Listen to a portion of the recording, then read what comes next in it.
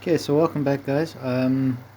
As I said, I was going to show you what my worm tea looks like after 24 hours, and as you can see, it's still going. Um, a couple of things to actually to note. Okay, with worm tea, within 30 minutes of taking your bubbler off, switching that off, you need to use the tea, or else it starts degrading in a sense. So it's a very quick turnover for harvesting the tea and using it. All right, that's very important. You will get less healthy microbes and stuff like that because there's no oxygen. So it's just something good to know.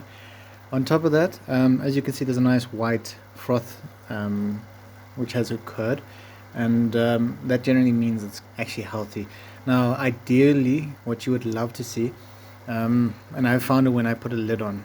Now, this time around, I didn't put a lid, but in the past, when you put a lid, you would get these big bubbles. Bubbles looking like tennis ball or golf ball sizes, but a whole plethora of them, like it is doing here, but in huge balls. And that's also something you'd love to see, because then it means that you've got a very strong mix going on and a very good conversion happening.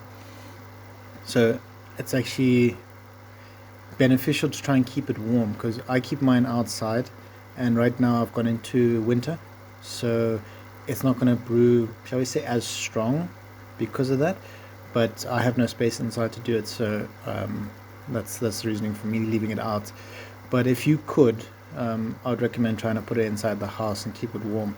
But just be aware, like even if you have some sort of small weird soap or any kind of old bacteria on the bucket, the worm tea could just become like this as well. So it really comes down to how clean your stuff is, how warm your stuff is, and the list can be so varying. But as I said, I also wanted to show you the tea itself. Just take a quick amount. So mine's I'd say a bit darker than normal. Maybe because I put double the amount and I was trying to do the concentrated version. But as you can see, it looks like literally tea. If you're taking a tea bag, it's a light tea. It's not a very dark tea. So like a Lipton iced tea kind of look, but one of your peaches kind of look. And what all you're going to do is you're going to take that water and you're going to pour on your plants. You don't have to dilute it because it's already been diluted enough. You're not going to damage it too much if you actually put extra water in, which is unchlorinated water, to make it spread further. But just realize your nutrition level will then also be spread over that amount as well. So it'll be, let's say I've got another 25-gallon bucket, or sorry, a 5-gallon bucket, 25 liter, and I mix it with this liquid to spread it further. I will therefore have half the nutritional quantity I had from the single bucket spread across two. Alright, so just be aware of that as well. But other than that, it's that simple.